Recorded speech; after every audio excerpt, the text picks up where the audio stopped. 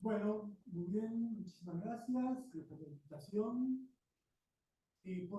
Para hablar de uno de los temas que más nos conmueven a todos nosotros en la actualidad, que es la tragedia que está sufriendo el pueblo palestino en Gaza. Yo creo que estamos presenciando uno de los mayores crímenes de guerra de la historia contemporánea, con bombardeos de Israel a ciudades, a refugios, a hospitales, con el uso de armas desconocidas que derriten la piel, que impiden el tratamiento de los heridos, con el uso generalizado del terrorífico fósforo blanco. Cada 15 minutos un niño de Gaza es asesinado. Muchos de ellos escriben sus nombres en las manos para que en el caso de muerte por bombardeos sus familiares puedan identificarlos. Y los camiones de ayuda humanitaria, algunos están entrando, la mayoría siguen bloqueados. Llegan a cuentagotas, mientras la población es impunemente bombardeada, una población que está sufriendo bombardeos a la intemperie, sin acceso al agua, sin ninguna atención sanitaria. Y estamos viendo una masacre anunciada. Antes de empezar las operaciones, Israel dice: voy a bombardear, en ese típico castigo colectivo a la población civil que hacen las potencias ocupantes. Es lo que sufrió Alemania en Dresde al final de la guerra, es lo que sufrió Japón en Hiroshima. Son las represalias colectivas contra inocentes, muy propias de las potencias coloniales, y los medios de comunicación siguen con la doble vara de Occidente. La vida de un niño israelí tiene un valor incalculable y la vida de un niño palestino es totalmente prescindible. En el reino de las falsas noticias, a las cuales no terminamos de acostumbrarnos, porque pasado muy pocas semanas de la operación de Hamas, ahora se está de a poquito empezando a saber la verdad. La mitad de las víctimas de Israel eran combatientes, eran soldados, no hubo violaciones, no hubo decapitaciones, y se sabe que hubo mucho fuego amigo. El propio ejército de Israel disparó contra los propios israelíes, pero la desinformación es total y es coherente con el asesinato de decenas de periodistas palestinos en el propio lugar, y es coherente con el salvajismo de fuerzas israelíes ocupantes que en el pasado ya hicieron masacres como la de Gaza, en Sabra, en Shatila, en Jenin, en Deir Yassin. Recordemos que la actual invasión a Gaza es la cuarta o la quinta desde el 2006 y obedece a una nakba permanente, a una expulsión que sufre el pueblo palestino en forma sistemática por parte de ocupantes que usurpan sus tierras, con el objetivo de vaciar a Palestina de sus habitantes originarios para reemplazarlos por inmigrantes de origen judío. Y en la actualidad ya tenemos 5,5 millones de palestinos refugiados, y cada vez que un inmigrante de origen judío llega a Israel, obtiene inmediatamente, automáticamente, la ciudadanía del país. Y basta observar el mapa de Israel: 1948, 1973, 2001, 2021, y vemos cómo se va expandiendo.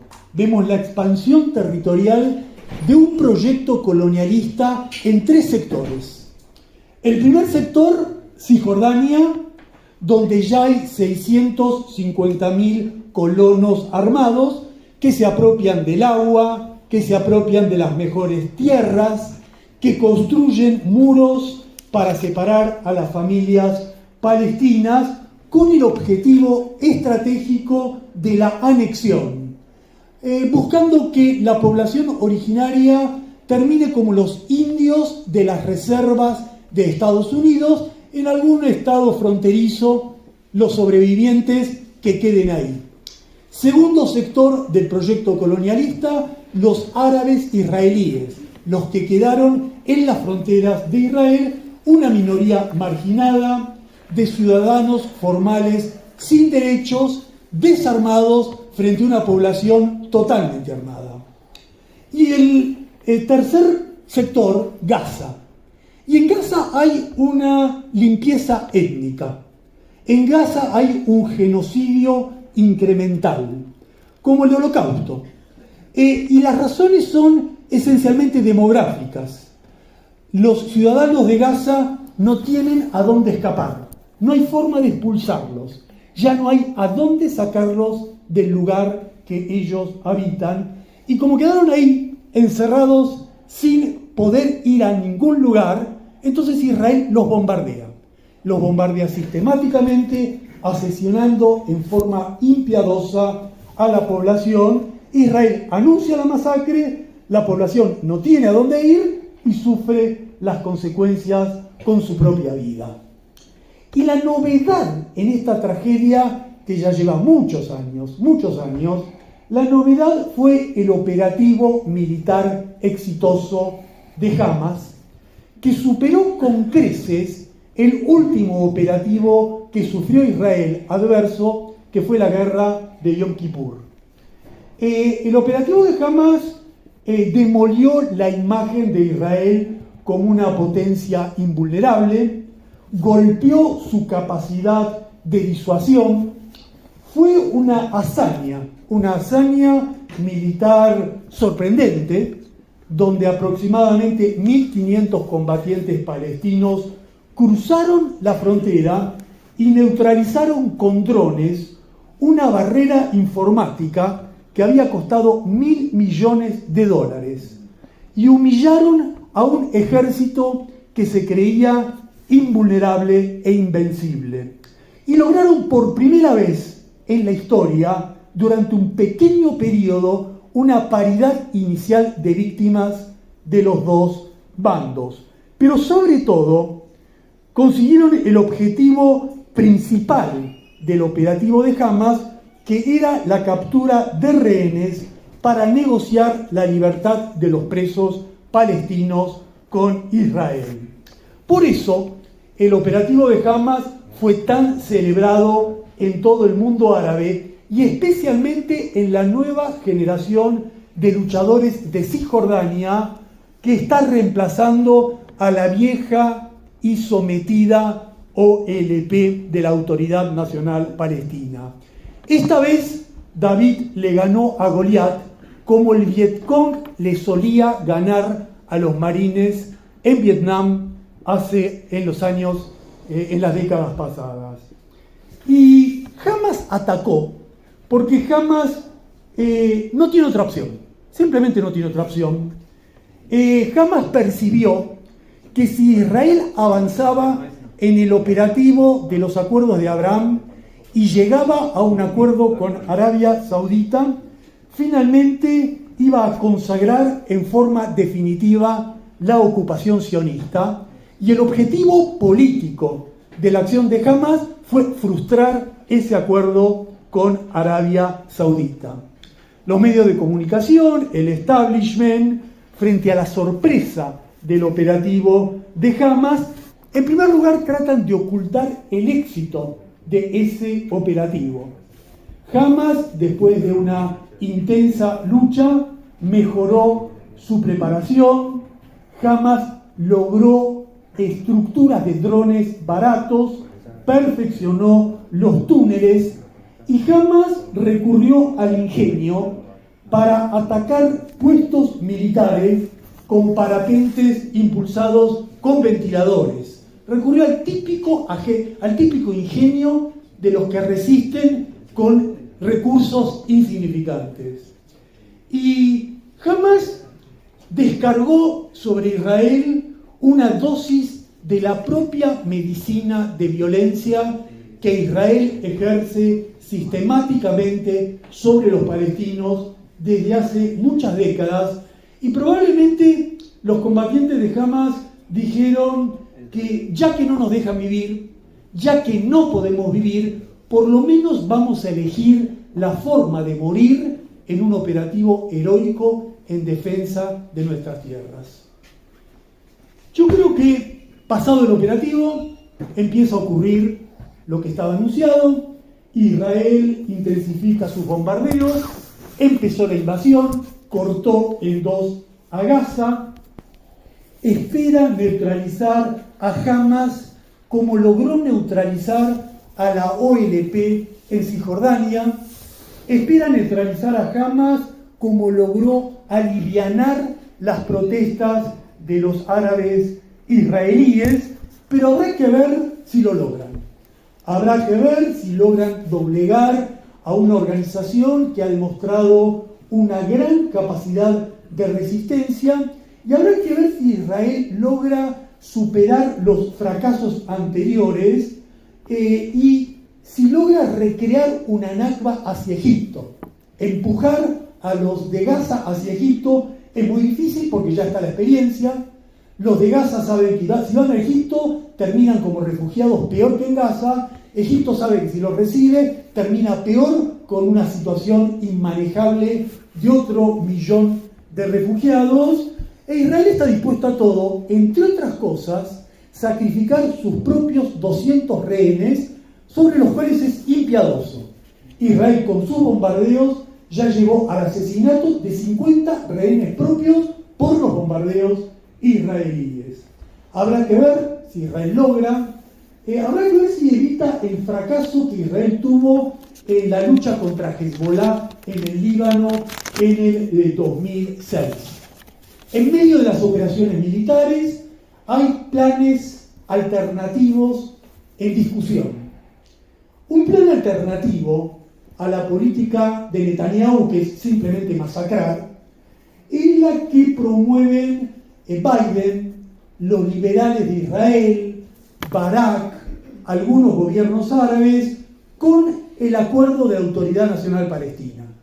El plan alternativo es liquidar a Hamas y suplantarlo por un gobierno de países árabes con la Autoridad Nacional Palestina para que Gaza termine aplastada, sometida, encadenada. El problema de este plan es que Netanyahu no lo quiere.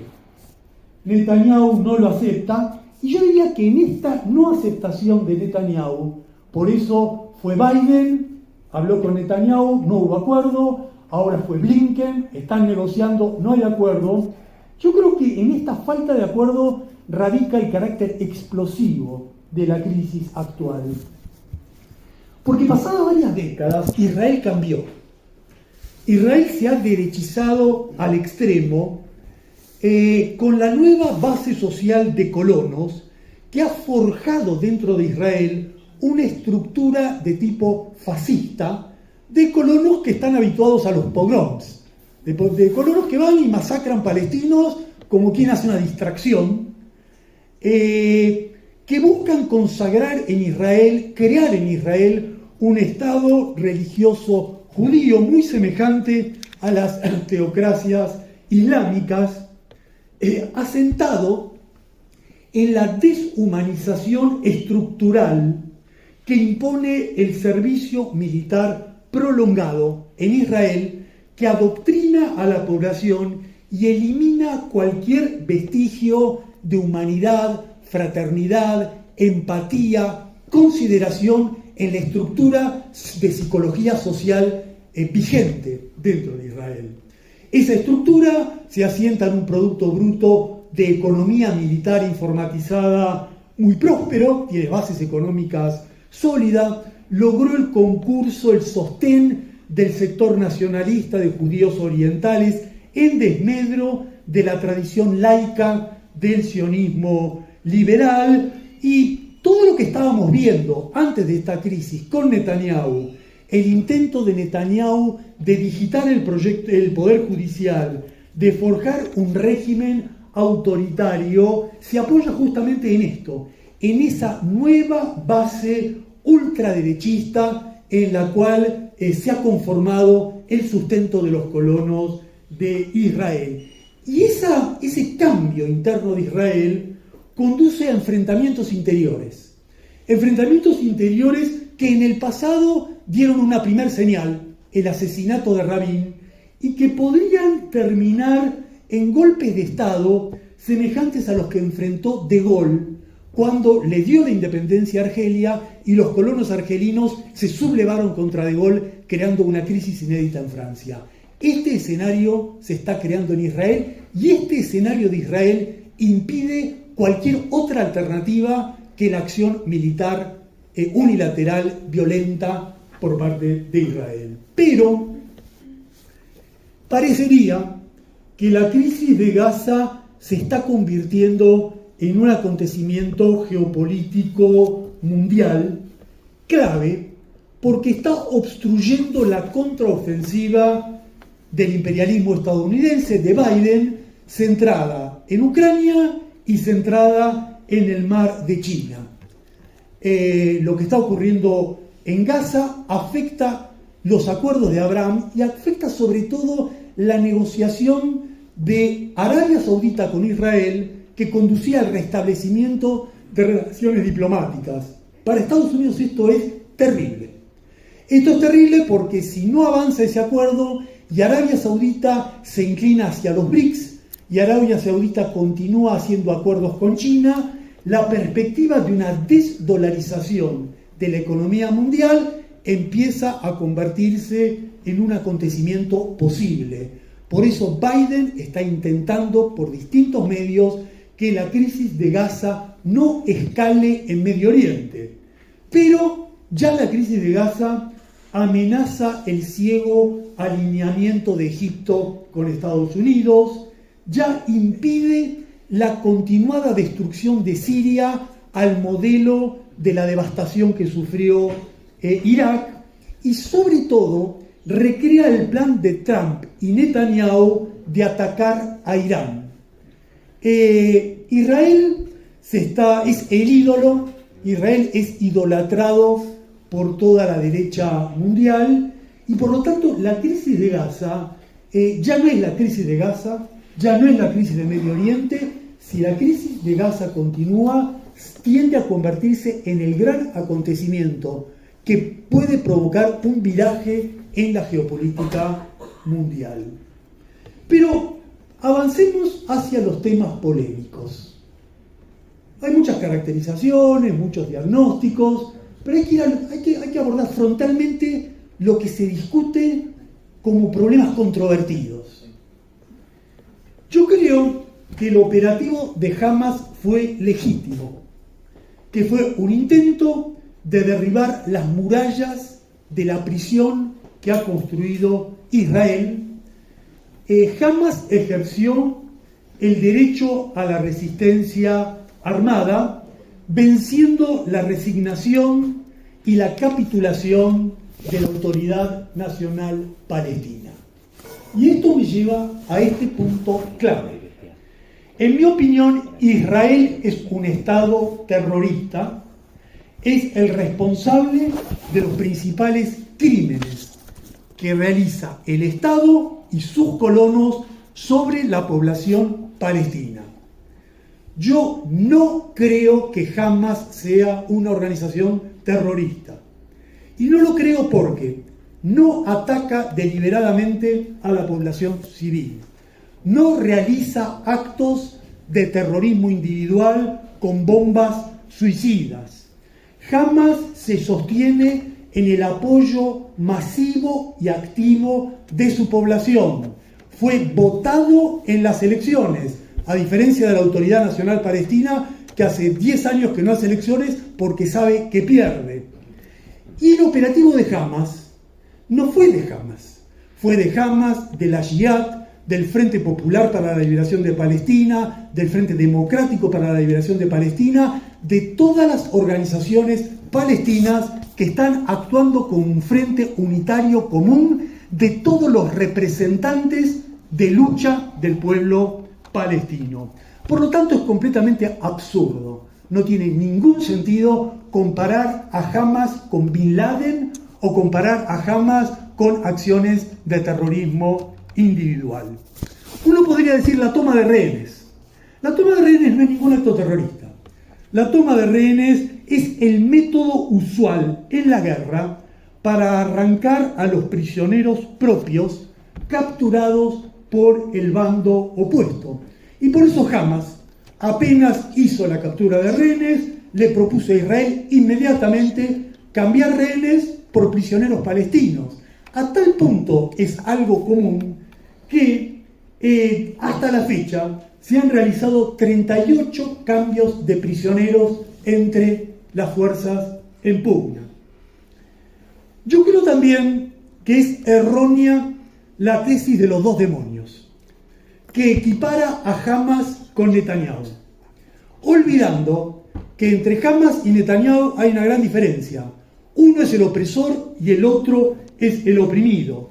Uno es la cabeza de un Estado colonialista, el otro es el representante de un pueblo expropiado. Y no es cierto que los dos tienen derecho a defenderse. No es cierto, porque uno es el atacante. El atacante no tiene derecho a defenderse, el atacado tiene derecho a defenderse. Y el atacante es Israel, y el atacado es el pueblo de Gaza. Así que no hay derecho a defenderse, uno tiene el derecho a defenderse. Yo creo que hay una falsa equivalencia entre el victimario y la víctima, entre el carcelero y el encarcelado. Y además es erróneo que Netanyahu y Hamas rehuyen por igual una solución política. Israel anexa territorios y Hamas acepta la solución de los dos estados que Israel pulverizó después de los acuerdos de Oslo. Se cuestiona mucho a Hamas por los ataques a civiles, pero no hay proporción, no hay ninguna proporción numérica entre el ataque de Hamas a los civiles y el ataque de Israel a los civiles.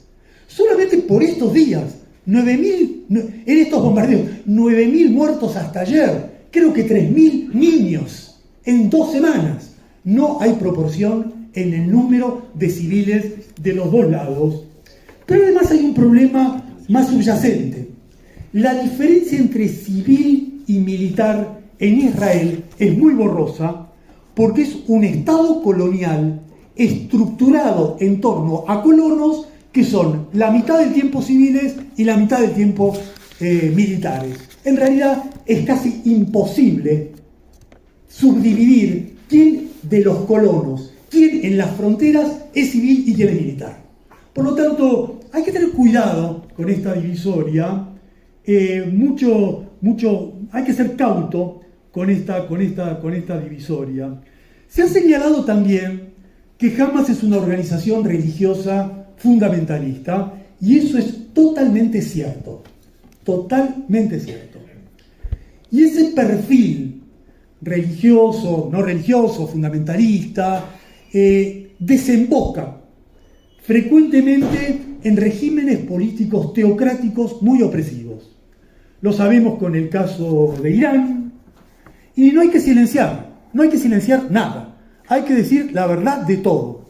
El perfil político estratégico de Hamas no es para nada un perfil progresista, sino que está conectado con lo que ya hemos visto cuando el tipo de organización afín a Hamas, los hermanos musulmanes, llega al gobierno y comienza con restricciones a los derechos democráticos de las mujeres, religiosas. Lo vimos en el Líbano, lo vimos en Egipto, lo vemos en Turquía, lo vemos en Afganistán en forma extrema. Pero dicho esto,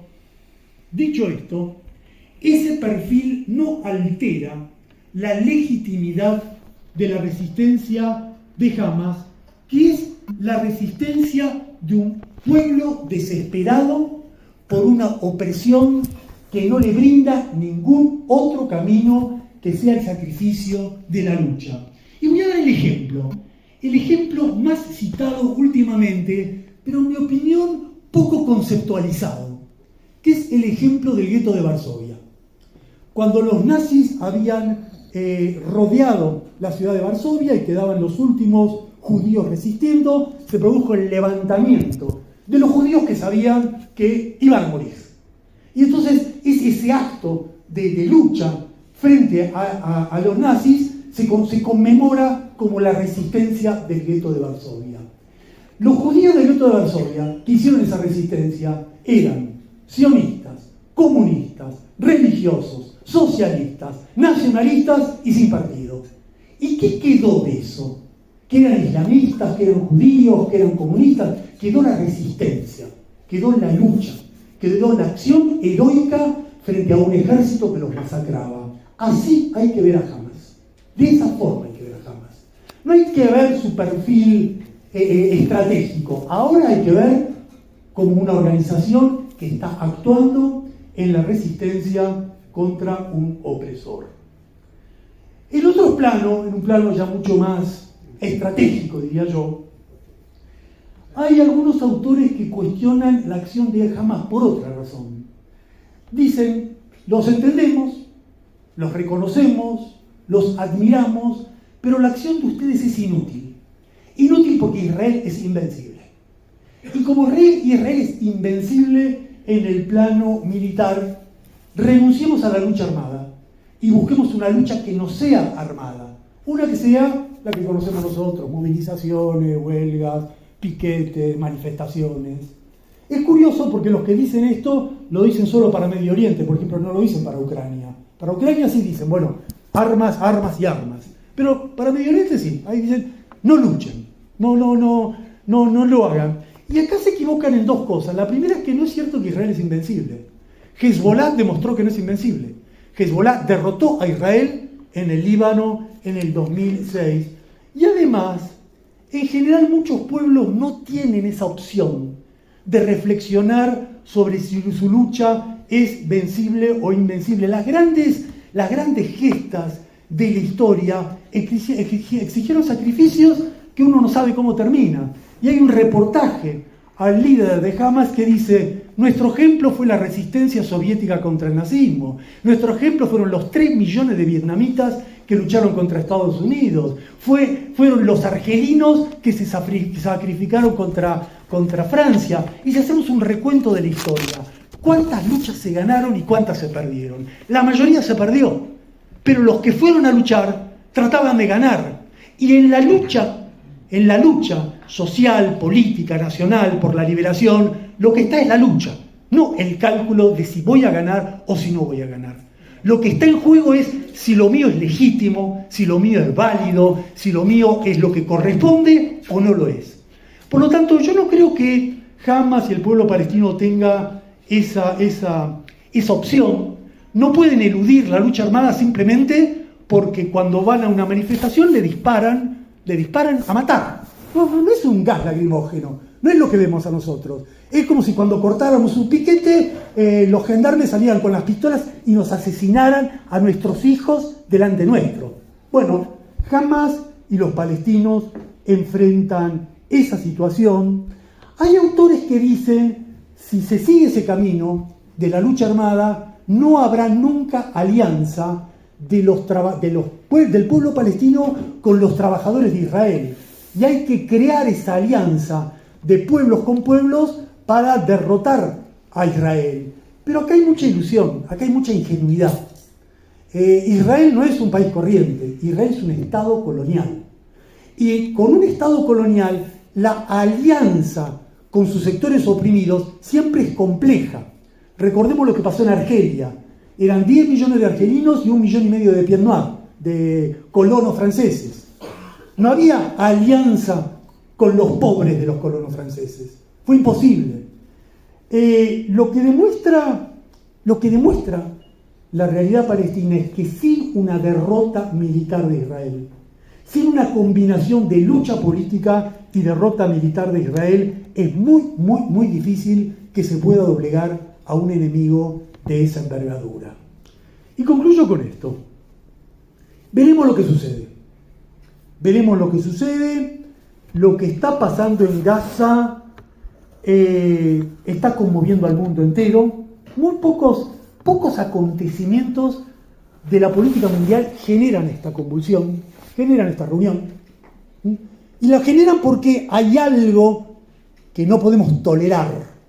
No podemos tolerar que asesinen niños y nosotros seguimos tomando nuestro cafecito. No podemos tolerar eso. Como no podemos tolerar eso, en muchos lugares del mundo hay manifestaciones, hay luchas, hay protestas. En Europa son tan importantes que los gobiernos han decidido que hay que ilegalizar las protestas por los palestinos y hay que decirle sí a las protestas a favor de Israel. En Estados Unidos está ocurriendo algo interesante para nosotros, que los judíos de Estados Unidos salen a la calle, una parte de ellos con el cartel "no en nuestro nombre", no en nuestro nombre. Nosotros no somos culpables de eso. Es como el manifiesto que yo tantas veces firmé, mi familia que murió en el Holocausto, no en mi nombre, de ninguna manera. Yo no puedo hacerme responsable que le hagan a los palestinos lo que le hicieron a mi familia. Yo no lo puedo tolerar. Entonces, hay mucha gente de origen judío en el mundo que adopta esta posición. Hay muchos intelectuales que levantan su voz. Hay muchos académicos que están participando en el llamado de la Universidad de Birzeit para comenzar un boicot académico total contra Israel, demandando en lo inmediato el alto el fuego, que se permita la entrada de la ayuda humanitaria y que haya protección de las Naciones Unidas para la población palestina ahora, y que se abran los pasos reforzando una campaña que ya viene de hace tiempo, que es la campaña del boicot, la desinversión y las sanciones contra Israel, y que se avance no en la liberación solo de los 200 rehenes, a cambio de los presos de Palestina. Es completamente unilateral pedir la liberación de los rehenes y no reclamar al mismo tiempo la liberación de los presos que están en las cárceles de Israel. Y veremos, nuevamente se va a reanimar el debate sobre la solución estructural del problema. La viejísima discusión de dos estados, un estado, volverá a aparecer. Ya sabemos que los dos estados no funcionó después de Oslo, pero quizás podría funcionar si se logra en una larga lucha el derecho de los refugiados a retornar y la vuelta de Israel a las fronteras de 1967. Y si los dos estados no funcionan, por supuesto que a todos nos gustaría que funcione un estado. La vieja consigna de la OLP, un solo estado democrático y laico para toda la población de la región, es la idea más atractiva. Todos sabemos que su factibilidad es una gran incógnita, su factibilidad es muy dudosa. Pero hasta tanto no ocurra eso, un estado o dos estados que por el momento no se avisoran, hasta tanto no ocurra eso, el pueblo palestino tiene derecho a continuar, reforzar su resistencia, y nosotros tenemos la obligación de sostener la resistencia del pueblo palestino. Especialmente aquí, especialmente en América Latina, donde la tensión callejera es muy grande, donde, como en todos lados, marchas por Israel, marchas por Palestinas en todos los países, pero yo diría con la primer gran singularidad de América Latina, de la cual los medios no quieren hablar mucho, pero nosotros sí tenemos que hablar mucho, que es que se produjo que el primer país latinoamericano tomó la decisión que corresponde tomar. Bolivia rompió relaciones diplomáticas con Israel.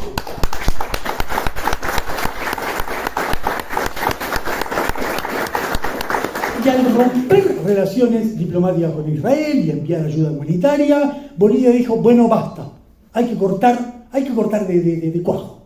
Listo, así. Fue un paso más de lo que está haciendo Petro en Colombia. Petro invitó al embajador de Israel a irse, congeló las relaciones, y Petro lo hace porque sabe en carne propia de qué se trata. Petro conoce perfectamente la historia de los oficiales israelíes que durante décadas estuvieron con los paramilitares colombianos organizando el asesinato sistemático de los campesinos en Colombia.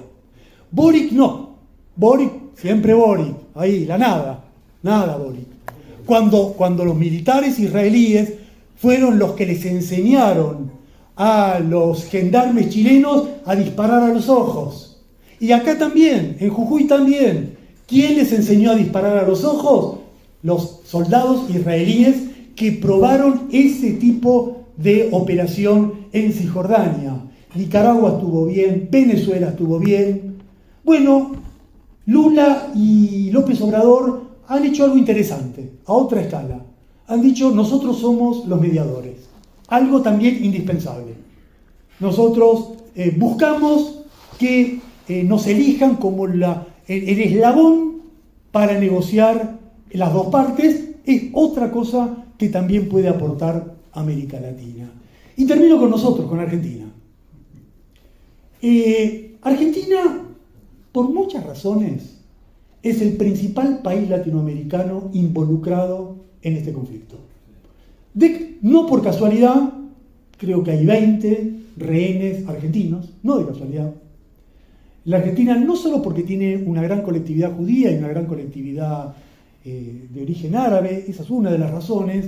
Otra de las razones es el tipo de relación diplomática, estratégica que la Argentina fue tejiendo con Israel y que llevó a un nivel de involucramiento de la política israelí y de Medio Oriente impensada en la Argentina, con la bomba, con el atentado a la AMIA, con el atentado a la embajada, con un nivel de presencia de los servicios secretos de Israel inédito, con un nivel de gravitación de la embajada de Israel en el PRO, en Juntos por el Cambio y en el Parlamento argentino llamativo, con una relación carnal de Patricia Bullrich con Israel y con una relación económica altamente desarrollada del gobernador tucumano del Partido Justicialista con el gobierno de Israel. ¿Y a dónde fue nada menos que Alberto Fernández? No Macri, no Milei. ¿Cuál fue el primer viaje que hizo Alberto Fernández en el momento de estado de gracia, cuando había sido elegido? ¿A dónde fue? A Israel. Su primer viaje. Israel corta transversalmente a la dirigencia política argentina. La corta. Que la derecha, bueno, pero el justicialismo, ¿dónde está la bandera del justicialismo? ¿Dónde está? ¿En qué quedó? ¿Cómo puede aceptar esto? ¿Cómo pueden aceptar esto? La derecha argentina está haciendo algo atroz, ya lo conocemos. Un hombre del PRO le quiere aplicar a los dirigentes de izquierda la figura que está en la legislación argentina de terrorismo. Y ojo con eso, así se empieza, por decir lo que yo estoy diciendo acá, figura de terrorismo. El día que hagan eso se acabaron los 40 años de derechos democráticos que conquistamos. Y el PRO lo quiere hacer. Pero el PRO es el PRO. Mi pregunta es el justicialismo, el peronismo. Miren, hemos presenciado algo vergonzoso. Yo soy de los que piensan que Milei y Massa no son iguales. Yo soy de los que piensan que acá hay que hacer algo espantoso, que es que el enemigo principal es Milei. Ya sabemos que es terrible eso, pero el enemigo principal es Milei y tenemos que hacer todo lo que esté en nuestras manos para que Milei no sea presidente. Pero, dicho esto, me revuelve el alma lo que he visto. Massa en la embajada, Massa en la DAIA, Massa aceptando los crímenes de Israel igual que Milei. En el tema de Israel no hay diferencia, son iguales. Ya sé que no son iguales en todo, por eso dije lo que dije, pero en donde son iguales, y en esto son iguales. Y lo tenemos que decir con todas las letras. Lo que está haciendo Massa es encubrir un crimen. Y no podemos tolerar nosotros, que vamos a luchar contra Milei, que esa persona esté encubriendo un crimen. Y tenemos que alzar la voz frente a esto, porque si lo dejamos hacer eso, después va a hacer cosas mucho peores con todos nosotros. Entonces, está en juego mucho. En Gaza está en juego mucho. Se juega el futuro del Medio Oriente, se juega la geopolítica mundial, se juega lo que va a ocurrir en Argentina, y por eso ya hubo varias marchas. La última del viernes pasado ya fue bastante importante, muchas figuras se están sumando y tenemos una batalla desigual a desarrollar. Ellos tienen los medios de comunicación, tienen todos los medios de comunicación, no los de siempre. Tienen los de siempre y los que se supone que también son nuestros. No, los que se supone que son un poco nuestros, en este caso también son de ellos. Bueno, con lo poco que tenemos, con lo poco que nos podemos hacer escuchar, la lucha del pueblo de Gaza es nuestra lucha, y en eso tenemos que comprometernos los que estamos acá, los que no estamos acá, para lograr que su resistencia triunfe y para impedir otra terrible masacre de la población palestina. Muchas gracias. No, aprovecho. Lo ideal sería que, obviamente, que Jorge estuviera acá, pero no podía, y pudiésemos tener un diálogo entre nosotros. Así que en esta cosa un poco extraña que yo hablo y vos me escuchás en una pantalla, y no sé cómo es, aprovecho para hacer algunas observaciones, ¿no? La primera y la fundamental es la que vos enfatizás, la que fue tu pregunta: ¿qué podemos hacer nosotros aquí? Y esa es como la gran preocupación. Todo lo demás es derivado. Cualquiera sean las discusiones, divergencias que tengamos, no olvidemos que lo central es nuestra campaña contra este crimen que se está cometiendo y frenar la masacre. Y lo que podemos hacer son muchas cosas: ir a marchas, suscribir manifiestos, hacer reuniones de este tipo, movilizarse y sobre todo esclarecer, porque estamos en minoría. Los medios de comunicación han creado un relato que es difundido, donde parece que Israel es un país que está actuando en su propia defensa y que no tiene más remedio que hacer esto contra un conjunto de terroristas alocados que amenazan su subsistencia. Bueno, tenemos que dar una batalla ideológica, una lucha ideológica, una batalla cultural para demostrar cuál es la verdad. Ningún medio de comunicación está diciendo que han matado 9.000 personas en pocos días, que han asesinado 3.000 chicos así nomás. Entonces, lo primero es la campaña de esclarecimiento en torno de esto, y insisto, subrayo, para no perdernos después en discusiones en detalles. Las demandas inmediatas de lo que corresponde en este momento, yo creo que son bastante nítidas. Tenemos que exigir un alto al fuego inmediato, permitir la ayuda alimentaria o humanitaria, y yo pondría más acento en la protección de las Naciones Unidas de la población palestina en Gaza ahora. Si yo tuviese que elegir qué es lo que uno tiene que tratar que ocurra mañana, qué es lo que hay que parar el asesinato de cada 15 minutos de un chico. Eso es lo que tenemos que hacer. ¿Qué tengo que lograr ya? ¿Cómo se logra eso? Con el alto al fuego. ¿Cómo se logra eso? Con una protección. Entonces, ¿qué tenemos que hacer y cuáles son nuestras demandas? Bueno, está a la luz del día. Ahora, dicho todo esto, vamos a un intercambio de temas. ¿Qué sería lo más eficaz para lograr lo que todos buscamos? Buscamos lo mismo. ¿Cuál es el camino más eficaz? Yo creo que la historia ha demostrado que la única forma de doblegar a una potencia colonial es derrotándola. No hay otra eficacia. Vietnam sufrió cosas indescriptibles hasta hoy en día. Uno visita Vietnam y hay gente todavía hoy que tiene los efectos del napalm. La tierra quedó arrasada, no se puede cultivar, 3 millones de muertos. Bueno, es indescriptible lo que ha ocurrido en Vietnam. Pero lograron lo que buscaba, que era la independencia. ¿Y cómo lo lograron?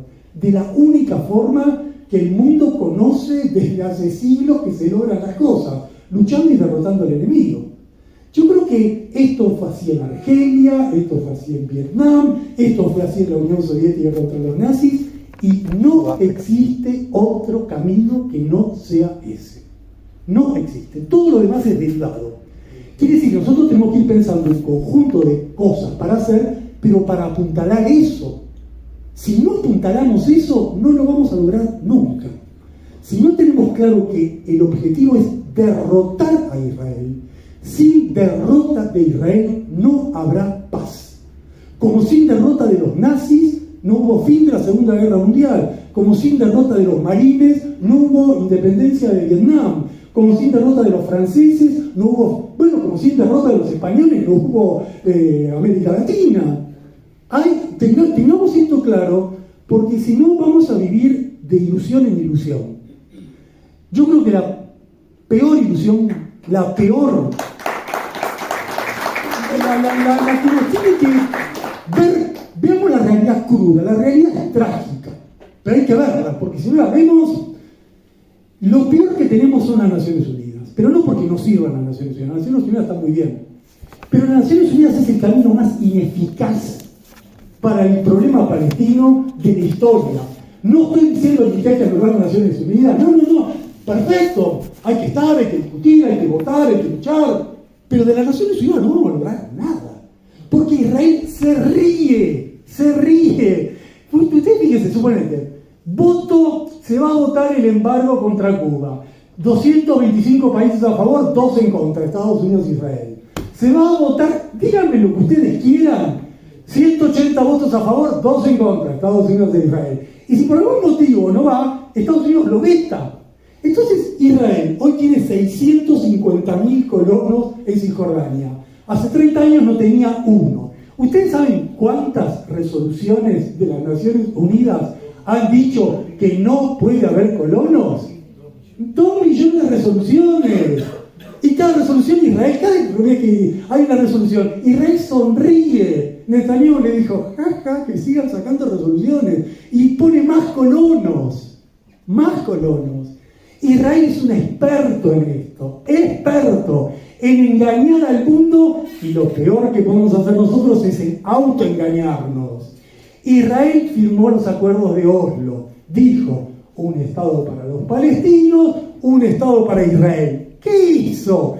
Después de firmar Oslo, colonos. Entonces dice, sí, Palestina existe, Palestina tenemos embajada. Él se tiene que ir. Te saludamos y muchas gracias, pero vamos a seguirlo. Lamento mucho que... Te propongo que en algún otro momento...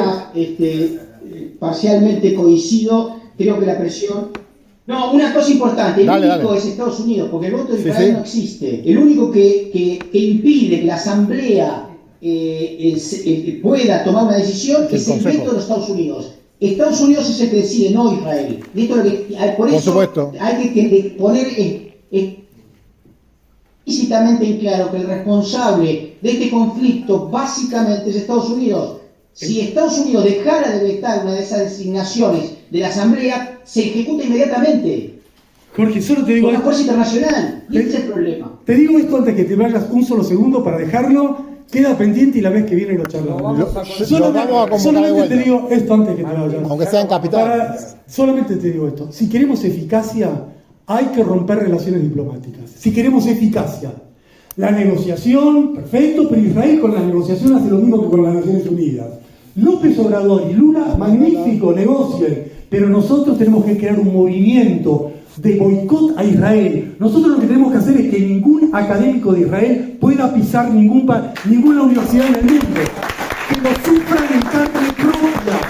Todos los días hay un movimiento para eso. Tenemos que ser inflexibles, porque hasta que no lo vivan ellos, esto no va a cambiar. Entonces tenemos que ser así de firmes, porque las medias tintas Israel lo conducen a Israel a perpetuar la ocupación y la opresión. La próxima vez lo charlamos bien.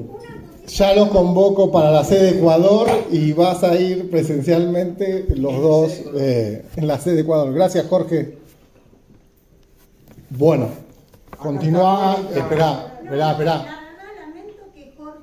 Bueno, espere, él tiene que trabajar y nosotros estamos esperen porque estamos con el tiempo. El invitado especial es él. Yo voy a decir otra cosa. La que viene, si no hay tiempo, tengo cosas para decir igual, aunque sea más chico, pero voy a decir cosas.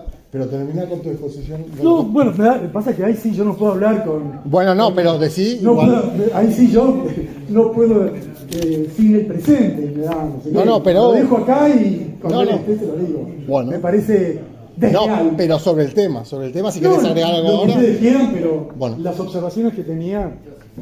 Bueno, esperen un momento que primero va a moderar Gustavo, que me presenta a mí, hablo 5 minutos. Perfecto. Ante tanta informalidad y desconexión le vamos a dar un poco de orden y progreso. Orden, progreso.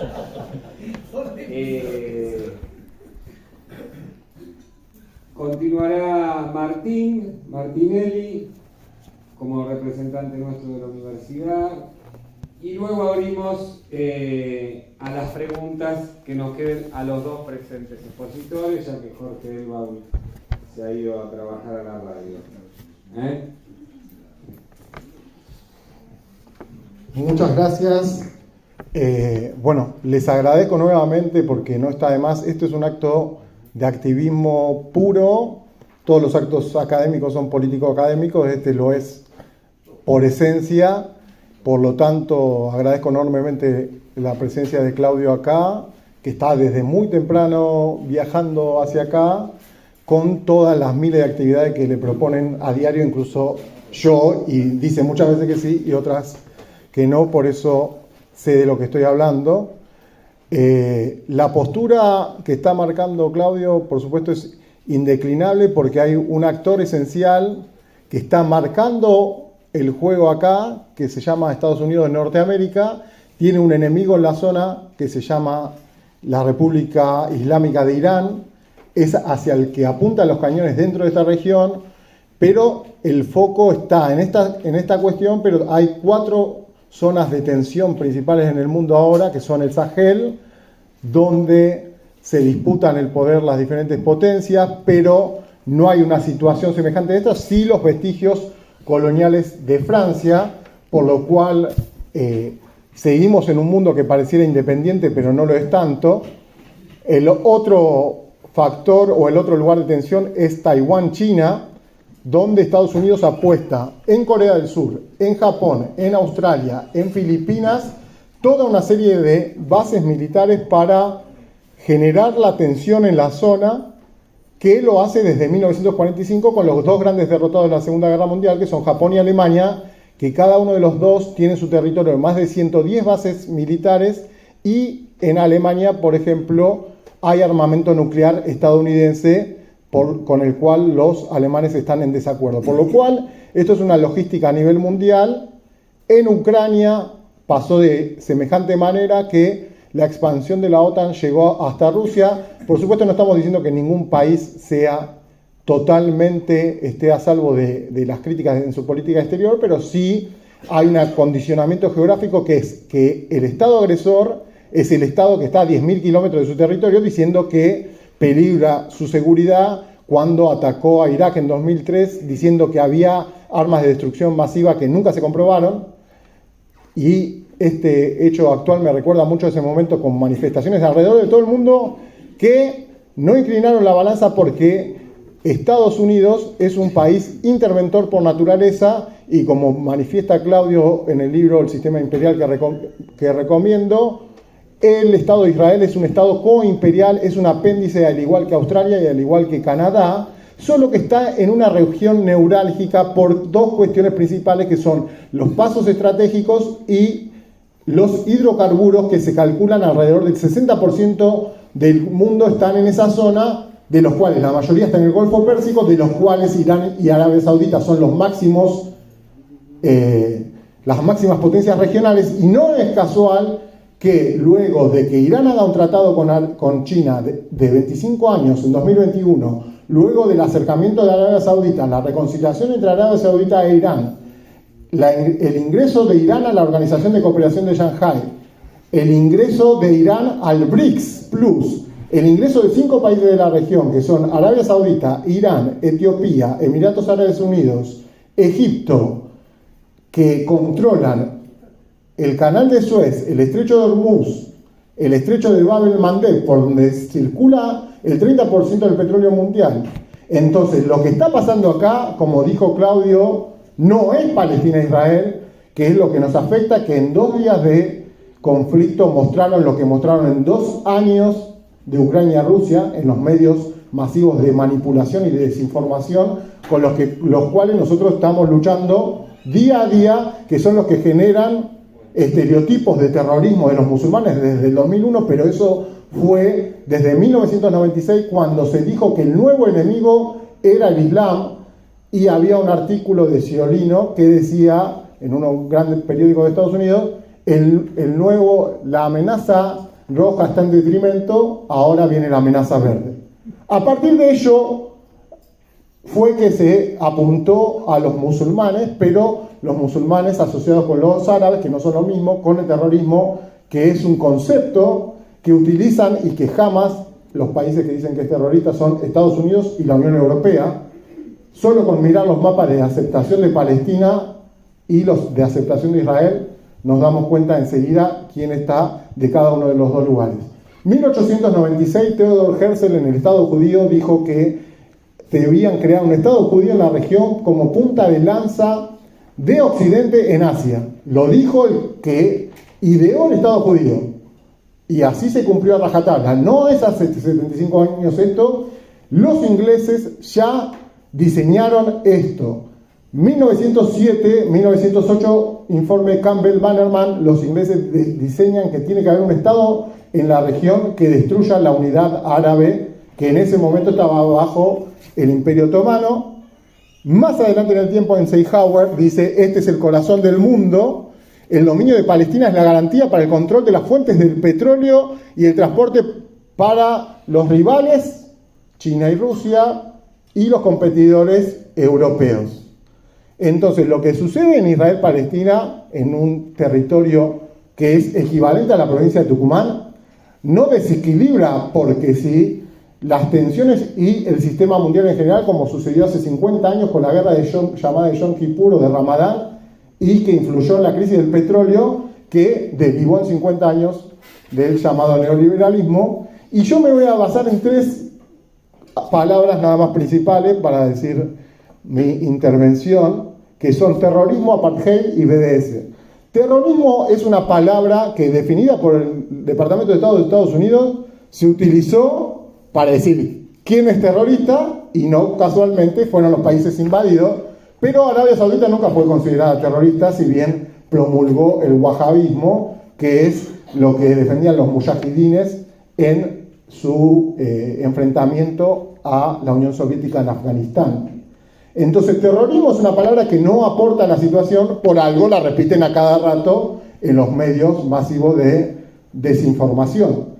Porque lo que están haciendo es, de alguna forma, avalar estas matanzas, porque si murieron, actualizando los datos que nos llegan a cada momento, 10.000 personas, más 2.000 enterradas bajo los escombros, la mitad son niños, porque la mitad de los palestinos, el promedio de edad es 18 años en Gaza, similar en Cisjordania, por lo cual tenemos tres formas de ver esto. Una es la internacional, que es un eje del sistema mundial, porque Irán es el enemigo, porque está desarrollando armas nucleares y porque se opone firmemente a algunas prerrogativas del llamado Occidente colectivo, que está en retroceso el G7, y esto es una forma de, mediante el belicismo que lo caracterizó desde 1945 a esta parte, en la mal llamada Guerra Fría, donde invadió Corea, donde invadió Vietnam, donde presionó sobre Cuba, donde estuvo la gran matanza en la Revolución de Argelia. Por eso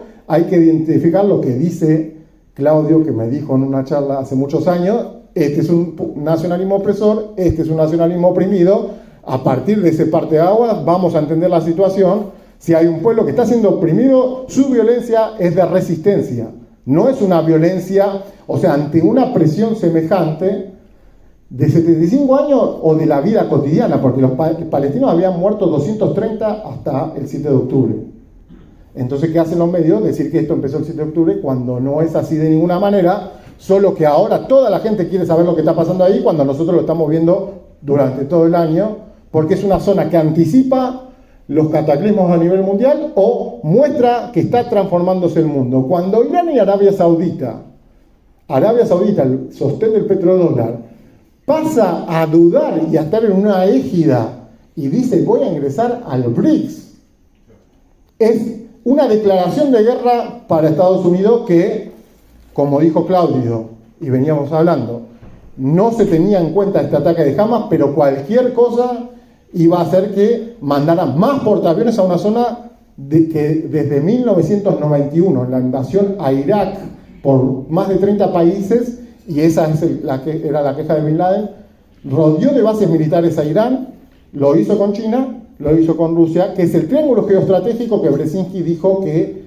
Estados Unidos tenía que evitar que se alíen en 1997, el año previo al proyecto del nuevo siglo americano de dominio del mundo a través de las armas, porque en lo económico había un retroceso. Entonces, el terrorismo no ayuda a comprender nada, son diferentes tipos de violencia, solo que una es por un apéndice de Estados Unidos que va su primer ministro a hablar al Congreso de Estados Unidos, y no lo confundamos que los judíos de Argentina, los judíos de cualquier lugar del mundo. Los israelíes son una forma de judío semejante a los que están en Estados Unidos, solo que están en el poder decisor mundial, como dice Enzo Traverso, a través de Kissinger, de Brzezinski y de otros, cuando en otra época, hace 100 años, con Trotsky, Lenin y otros de la misma tradición cultural, religiosa, lo que fuese, estaban en una zona más aislada o más marginal y pasaron a ser el centro del poder decisor mundial, como esta chica, ¿cómo se llama? La Hazara.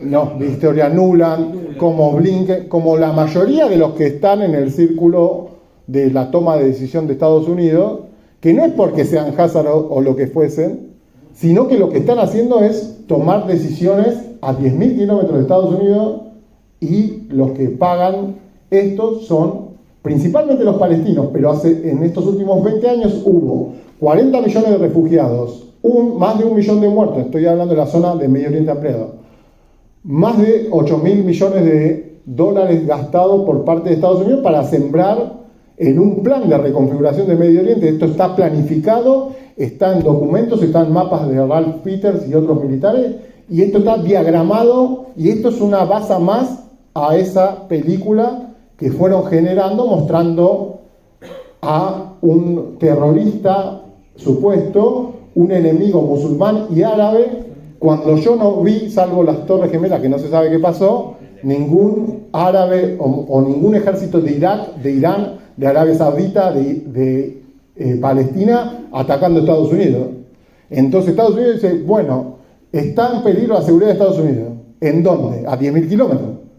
Entonces, así como Inglaterra tiene las Malvinas y es una situación colonial, Palestina sigue soportando la opresión colonial, que no es por esos territorios, no es por Tucumán, no importa Tucumán, importa la cercanía con el canal de Suez, importa tener una forma de desembarque y una forma de control.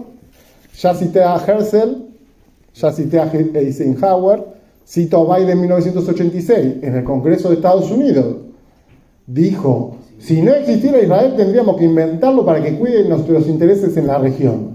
Entonces 7 millones de personas, como son los israelíes que están en la región, no cambian la situación del mundo, sino que la cambian porque juegan para una superpotencia que utilizó la intervención en todas sus lógicas, más allá de las doctrinas, más allá de las diferentes formas, más fuertes o menos fuertes, si estaba Trump o si estaba Biden, pero lo que sí es cierto es que tiene un complejo militar, industrial, de tanques de pensamiento que está desarrollado. Y yo creo que eso está en parte en crisis ahora, y eso también, lo primero que piensa uno cuando ve lo que hizo Hamas es, esto demuestra no la crisis terminal de Estados Unidos, pero demuestra que el mundo está poniendo en cuestionamiento todos esos años de masacres y miles de toneladas de bombas, racimo, de fósforo, tiradas alrededor del mundo.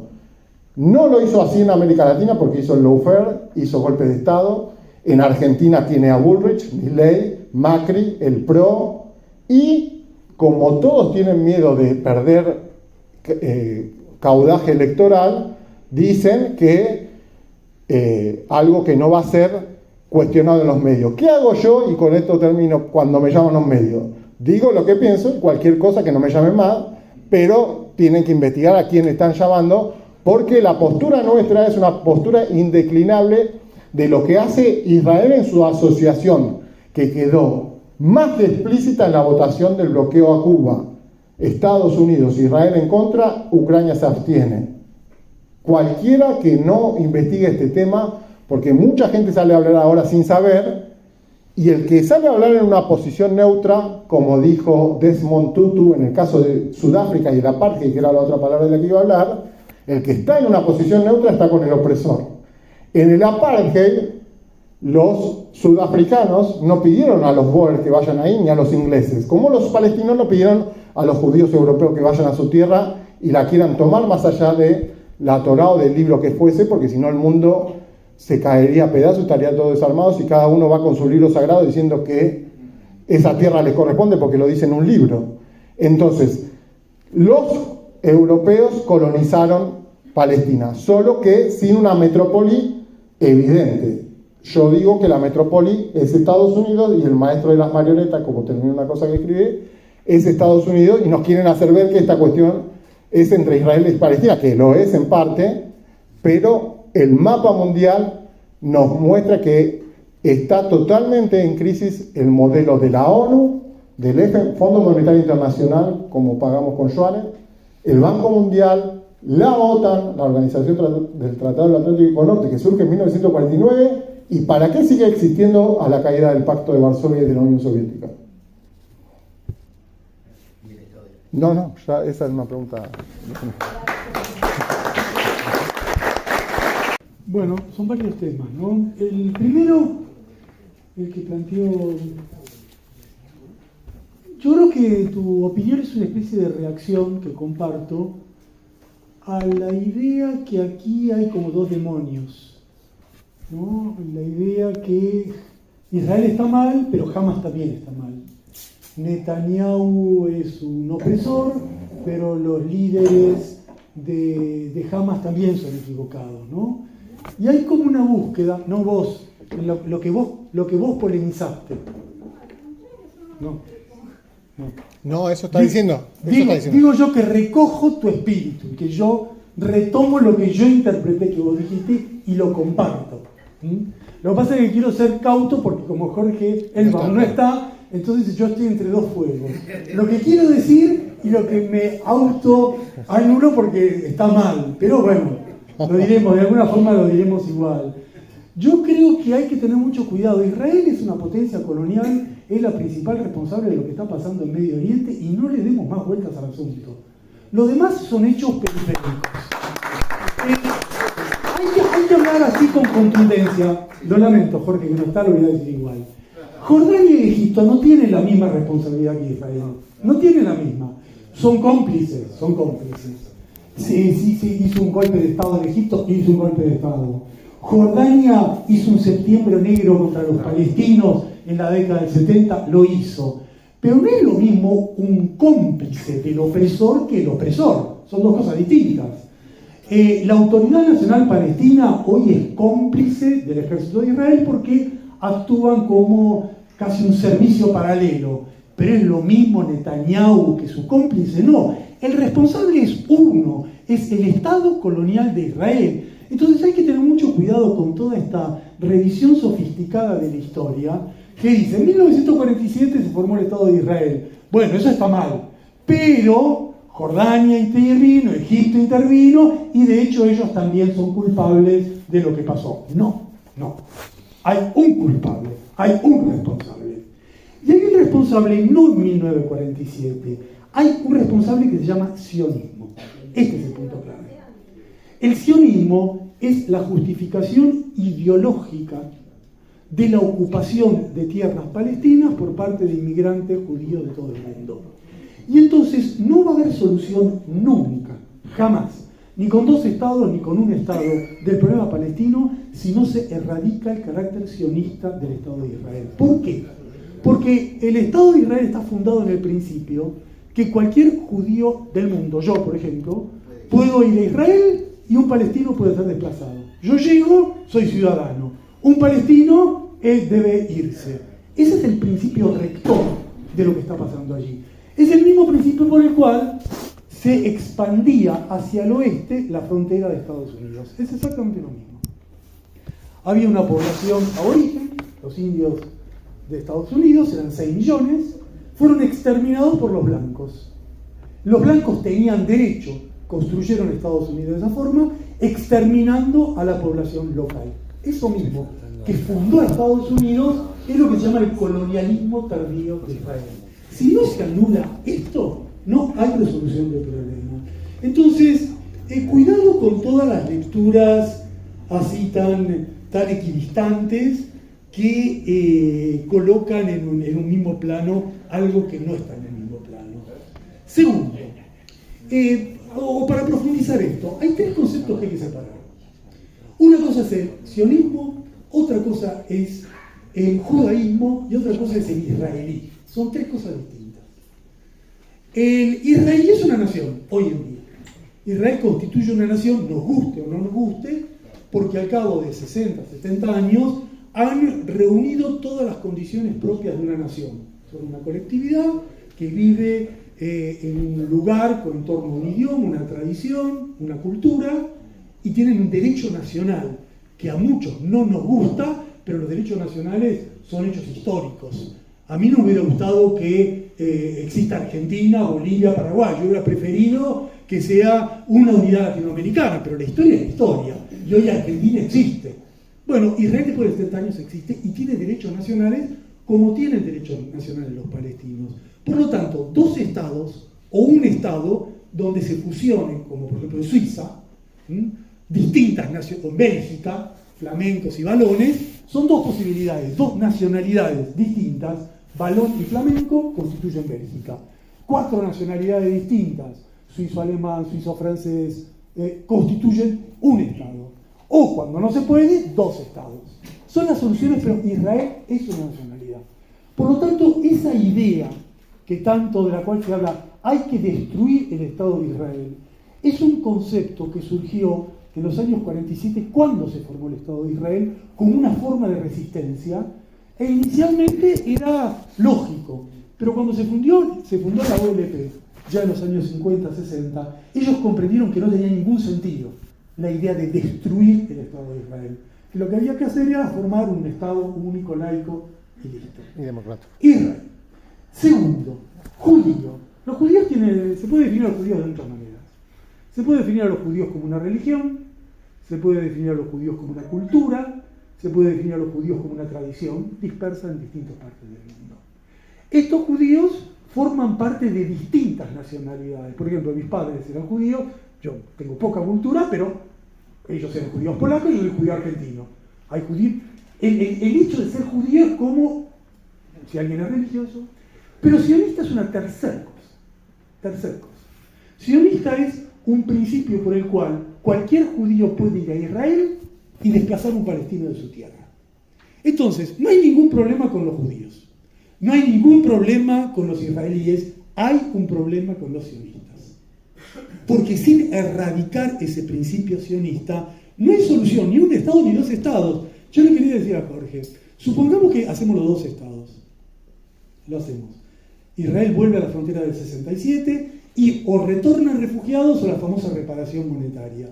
Si se mantiene por la constitución de Israel el Estado sionista, bueno, habremos hecho 2 estados, pero nuevamente empiezan, él dijo 1 millón de rusos llegaron. Bueno, puede llegar en toda esa. ¿Por qué hay tantos argentinos ahora? ¿Por qué hay 22 argentinos de rehenes? Porque toda la franja esa de kibutzim, de comunidades que están alrededor de Gaza, fueron colonos judíos, de argentinos. Ahora, ojito con la idea, yo fui acá, mi hijo está en el ejército, yo no hice nada. Pero pará un poquito. Vos sos argentino, te fuiste a Israel, te fuiste a la frontera de Gaza, tuviste una familia, tu hijo va al ejército, te secuestran a tu hijo. ¿Qué vas a decir? Yo no sé de qué se trata. Con beneficios económicos. ¿Cómo es eso? ¿Cómo es eso de que uno no se hace responsable de lo que está haciendo y dice, pero yo no sabía? ¿Cómo no sabías? No querés saber. Por eso indigna que se libere a los rehenes. La mitad de los rehenes son soldados. ¿Desde cuándo mi hijo está secuestrado? Tu hijo está en el ejército, no está secuestrado. Tu hijo es militar. Los militares hacen cosas de militares. Vos no puedes tratar a tu hijo como hijo. En temas públicos tenemos un militar. Entonces, y finalmente, una palabra que hay que erradicar, antisemitismo, pero por una razón muy sencilla. Los palestinos son semitas. Simplemente.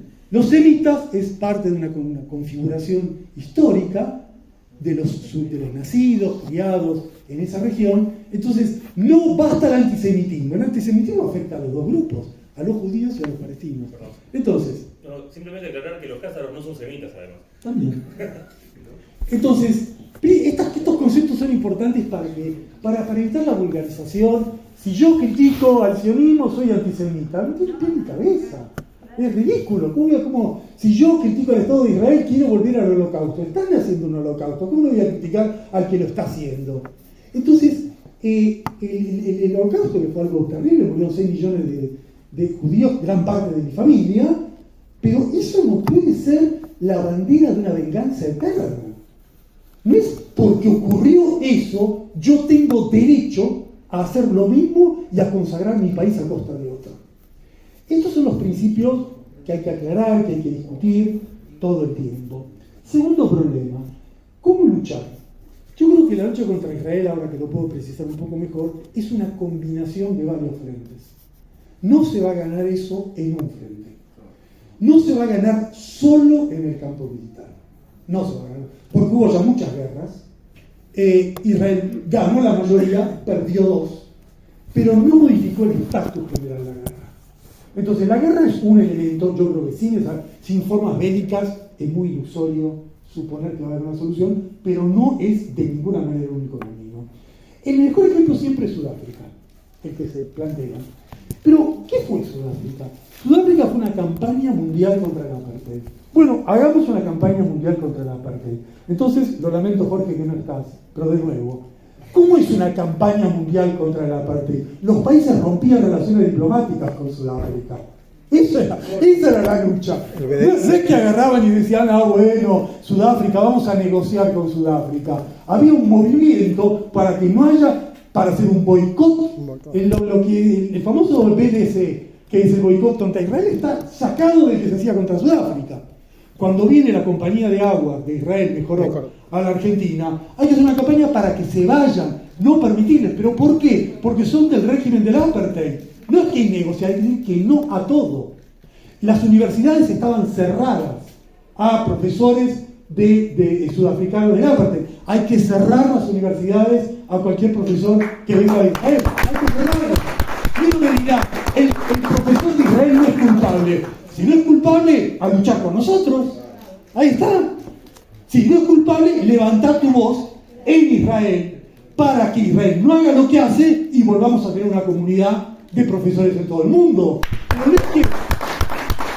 es que yo, bueno, él es profesor, viene acá, es como el tipo que va al kibutz. Yo llegué aquí y no sabía. No, vos tenés que padecer lo que estás haciendo. Vos mandás a tu hijo al ejército, sabés las consecuencias de eso. Sabés de qué se trata. Entonces, la campaña mundial tipo Sudáfrica no es la campaña light que estuve escuchando. Lo lamento, Jorge, después me vas a poder contestar. No es la campaña light de que vamos a negociar. Y te voy a decir el principal ejemplo. Lástima que se fue. La clave en Sudáfrica era romper relaciones. Y la clave contra Israel es romper. ¿Por qué? Romper relaciones. ¿Por qué? Porque Israel logró su respiro de los últimos 10 años reconstruyendo relaciones diplomáticas con el mundo árabe. Logró 3 o 4, Marruecos, Bahrein, los Emiratos y alguno más, con los cuales tiene relaciones diplomáticas. Y el próximo paso era Arabia Saudita. Más Egipto y Jordania. Más Egipto y Jordania, que ya lo tenían de antes. La clave es romper eso. Y desde Latinoamérica, ¿podemos ayudar a romper eso? Y claro que podemos. Que lo que haga Bolivia lo hagamos todos los países latinoamericanos y de esa forma ayudamos a que se rompan las relaciones que Israel quiere establecer con el mundo árabe, que es la ocupación definitiva de Palestina, y es la razón por la cual Hamas hizo la operación que hizo, para evitar eso. Entonces, sí, la clave es lo que hizo Bolivia. Y nosotros tenemos que empezar una campaña para explicar que un país soberano no puede tener relaciones diplomáticas con países que hacen crímenes. No lo puede tener. Entonces, la lucha tiene otro tono la campaña tiene otro tono que el que se estuvo planteando aquí en el debate, ¿no? Otra cosa, lo lamento, Jorge. ¿Cómo es eso que vamos a intercambiar rehenes? O sea, que se liberen los rehenes. Dijo de los rehenes que algunos eran niños. Pero supongamos hay 200 rehenes, supongamos. Suponete que la mitad son militares, 30% son niños. Perfecto, liberarlos. ¿Y del otro lado qué? ¿Del otro lado qué? ¿O vos te crees que en las prisiones de Israel no hay niños? Mataron solo... Imagínense, si Israel acaba de matar 3.000 chicos, 3.000 simplemente en 2 semanas. ¿Qué? Nosotros vamos a decir, eso no importa, no interesa. Los chicos palestinos que murieron no interesa. Los que importa son los 50 niños israelíes. Entonces, campaña mundial para que se liberen los 50 niños israelíes. Y los 3.000 palestinos que murieron, bueno, lo lamentamos. ¿Cómo es eso? ¿Cómo es eso? ¿Cómo es esa doble vara? Pero esa doble vara de nosotros los que estamos en este campo. Porque yo puedo entender que en TN digan lo que dicen, pero entre nosotros vamos a decir que lo único que tiene Hamas para defenderse, que son esos 200 rehenes, que los tiene ahí para limitar los bombardeos, que los tiene para negociar, entregalos. ¿Y qué pasa el otro día que entregaste los 200 tipos? Te matan a todos, es obvio, pero es obvio. Si Israel ha ido más despacio de lo que quería, es porque tiene una tensión interna muy grande de los familiares de los rehenes que le dicen, escuchame, Netanyahu, pará la mano que así muere. Entonces, el rehén es una pequeña presión, y entonces por los rehenes solo murieron 3.000. Si no hubiera rehenes, hubieran muerto 10.000 niños. Y nosotros vamos a situarnos en ese nivel del debate donde aceptamos esta barbarie, donde de hecho aceptamos que los palestinos se jodan, que mueran, y todas nuestras banderas son los 200 israelíes rehenes. No, yo no acepto eso, de ninguna manera.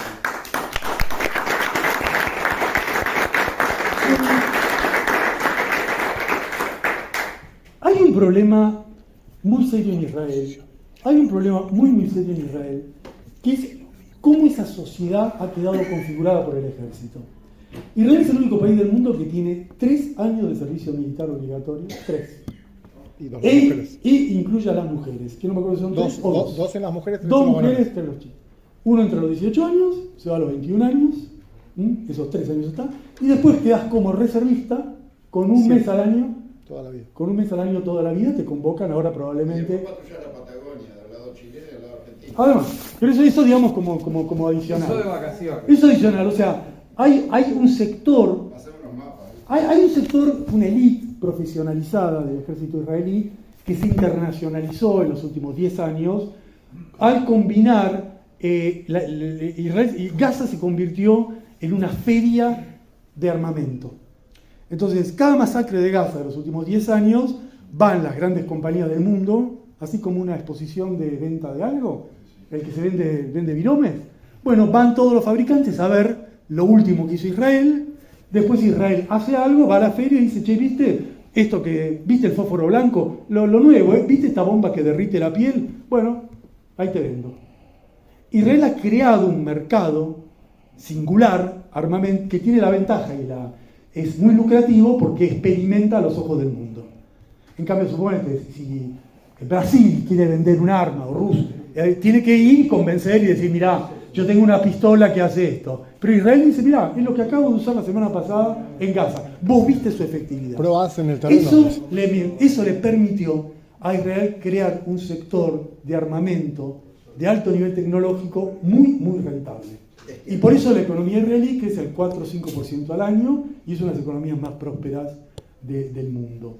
Eso ha creado está esa élite, pero lo más importante es la estructura general del país. En la estructura general del país, porque el ejército cumple una función de configurar la psicología de toda la población. ¿Por qué? Porque esos 3 años en el ejército no son 3 años haciendo la colimba. Esos 3 años crean una modalidad, un carácter en la población que dura toda la vida. Y las formas militares se convierten en la idiosincrasia militar. Todo esto que lo estoy relatando es de muchas lecturas, de algunas cosas que conocí y de muchas vivencias, donde la capacidad de cuestionamiento que entre nosotros es tan natural, ¿no? De decir, che, esto está mal, o indignarse. Bueno, digamos, los argentinos lo tenemos, somos ahí bien, lo tenemos a flor de piel, no me gusta, bueno, pero en general en el mundo la gente más bien tiende a protestar. En Israel no tienden a protestar. Y eso no tienden a protestar es porque hay una estructura de militarización interna donde hay un enemigo permanente que va a usufructuar de tu protesta. Entonces, Israel tuvo hasta hace 3 semanas, 4 semanas, las manifestaciones más grandes de los últimos años, 1 millón de personas en las calles contra Netanyahu, en 5 minutos desaparecieron las manifestaciones. ¿Y cómo es que desaparecieron tan rápido? Porque esa estructura psicológica, mental, condiciona la política, cosa que no sucede en el resto del mundo, no sucede en el resto de las sociedades, porque en nuestro caso o en otras, no es que hay un acontecimiento y uno dice, bueno, listo, chau, por este acontecimiento congelo todo. Uno tiene convicciones y mantiene las convicciones. En Israel esto no es así por la estructura de un ejército que no son 3 años, es toda tu vida.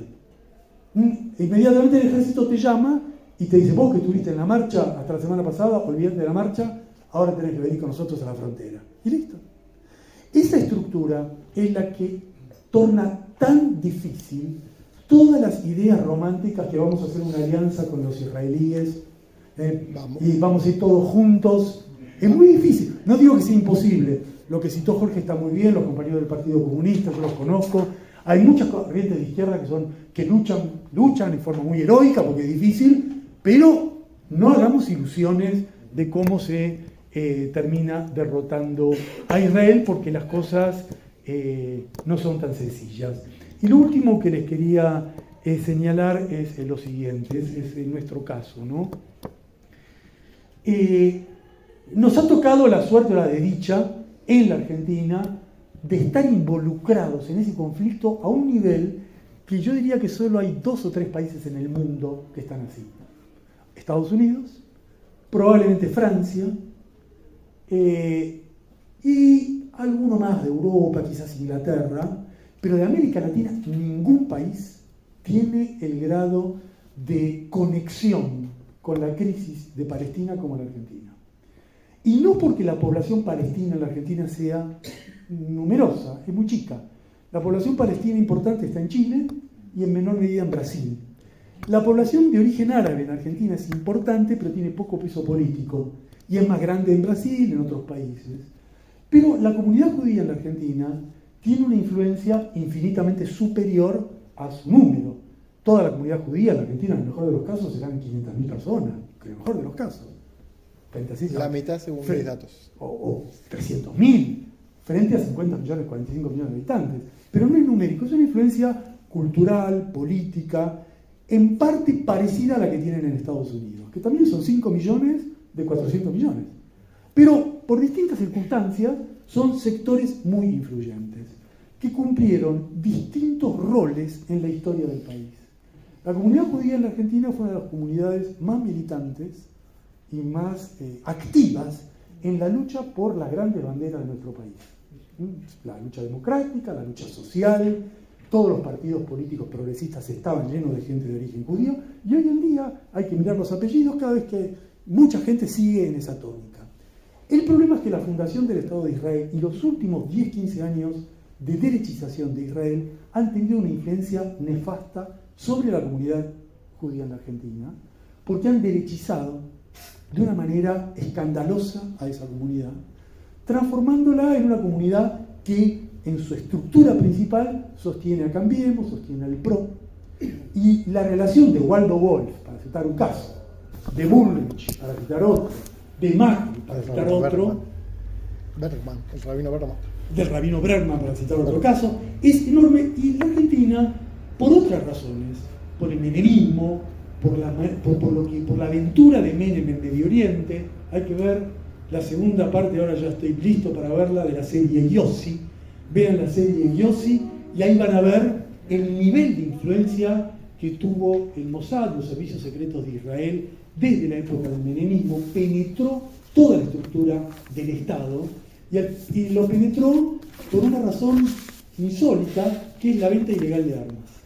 Ustedes se acuerdan que en la época de Menem intentó como un negocio de venta de armas que lo llevó a vender armas a Ecuador, que lo llevó a vender armas a Yugoslavia y que terminó en el atentado ese de Río Tercero, que probablemente también definió el asesinato o la muerte de su hijo Carlitos Menem. Toda esa trama a su vez terminó conectada con la bomba en la Embajada de Israel y la bomba en AMIA. Todo eso ha llevado a la Argentina a convertirse en un actor, querramos, no querramos, en un actor clave. Eso hace que nuestra intervención sea particularmente importante. No es un dato menor. Fíjense cómo ha sido la cobertura periodística de esto. TN, La Nación Más y C5N, los tres, mandaron corresponsales a Israel y fueron relatando día a día lo que pasaba en Israel, olvidando un principio básico del periodismo. Yo tengo que tener un corresponsal en Gaza para que cuente las cosas de los dos lados. Con toda naturalidad, la televisión habla de Israel e ignora con argentinos residentes. E ignora lo que sucede del otro lado. Para tener alguna idea de lo que pasa en Gaza hay que buscar un canal que se llama Al Jazeera, que es un canal en inglés del mundo árabe, y ahí uno puede tener alguna idea de lo que está pasando. Esa naturalidad con la cual se informa desde un bando es la que ha llevado a esta inconsciencia colectiva de lo que ocurre, ¿no? Y nosotros tenemos que cumplir una labor clave, y ahí me sumo a lo que se ha dicho acá. Es una batalla no solo contra Cambiemos, contra Milei, es una batalla contra el señor Sergio Massa. Es una batalla clave contra Sergio Massa. En el debate televisivo, el peor de todos, el peor, le ganó a todos en el tema de la cuestión palestina, fue Massa. Y después redobló la apuesta. Y ojo, porque ese es el costado de Massa que nos lleva a lo peor, a Menem. Ese es el costado de Massa que uno dice, bueno, hay que estar contra Milei, pero yo sé con quién estoy tratando. Y eso que yo sé con quién estoy tratando está aquí en la cuestión de Israel. Entonces, nuestra campaña tiene que ser muy intensa, y nuestra campaña tiene que ser muy intensa, no en la izquierda, que dice más o menos cosas sensatas, sino en el frente, en el frente de todos, como se llama ahora, por la patria. en Unión por la Patria. Ahí tiene que ser. Y ahí hay que dar una batalla. Y hay que decir, no, señores, esto no puede ser. Esto no puede ser. No puede ser que el movimiento nacional tenga esta actitud frente a la cuestión de Palestina. Y hay que hacer una lucha política. Yo estoy muy vinculado a las organizaciones de izquierda y no tenés los matices, pero los que están vinculados a las organizaciones del otro sector del campo popular, del sector del justicialismo, del peronismo, del kirchnerismo, no importa la denominación, tenemos todos que trabajar por lo mismo. Y ese trabajo común es denunciar a Israel, terminar con estos crímenes y dar vuelta a esta situación. Así que esa es la gran tarea que tenemos todos de aquí para adelante. Es una campaña clave, porque no podemos marchitar nuestro corazón viendo que se masacran niños sin decir nada. Eso, tenemos que levantar todos la voz frente a eso, y estoy seguro que lo vamos a hacer.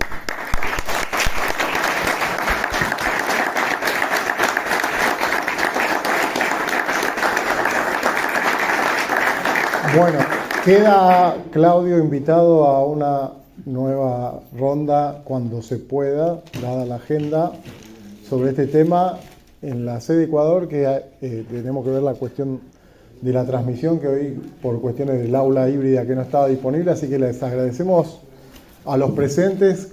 Patricio, quedó respondida tu pregunta sobre la cuestión de la política respecto de Argentina. Y bueno, decir que va a declarar a Hamas una organización terrorista es sumarse al coro de Europa y Estados Unidos, cuando nosotros no estamos ubicados en los países centrales, somos un país semiperiférico, por eso estamos en la lucha contra la dolarización que se plantea, y sumarnos al BRICS de la mano de Brasil con todas las dificultades, como hablamos que tiene eso, tiene que ver con que Massa, por supuesto, tiene una intención con el caudal de voto y quiere quedar bien con los medios de comunicación, que son los que denostan todo este tipo de corrientes y ven una sola cuestión del problema, que son estos miles de niños palestinos masacrados, bombardeados, heridos, mutilados, con graves secuelas mentales. Un nene de Gaza que tiene 15 años ahora vivió 5 invasiones de Israel, son bombardeos, son lo que para mí se denomina un asesinato en masa. Y los hombres lo llaman guerra a eso cuando se está tirando más cantidad. Hace 10 días ya se hablaba del equivalente a la bomba de Hiroshima. 2 bombas. Por eso dije, hace 10 días se calcula eso y todo el mundo teme hablar de esto por una simple razón que se llama Shoah /Holocausto /acusación de antisemitismo, que te corre de la universidad, de la televisión y de donde sea que estés hablando, como hay muchos casos en Argentina. Por eso hay que reconocer la valentía, y yo que lo escuché cientos de veces, lo leí otras tantas miles, es la mejor exposición que escuché a Claudio, así que agradecido a Claudio hoy.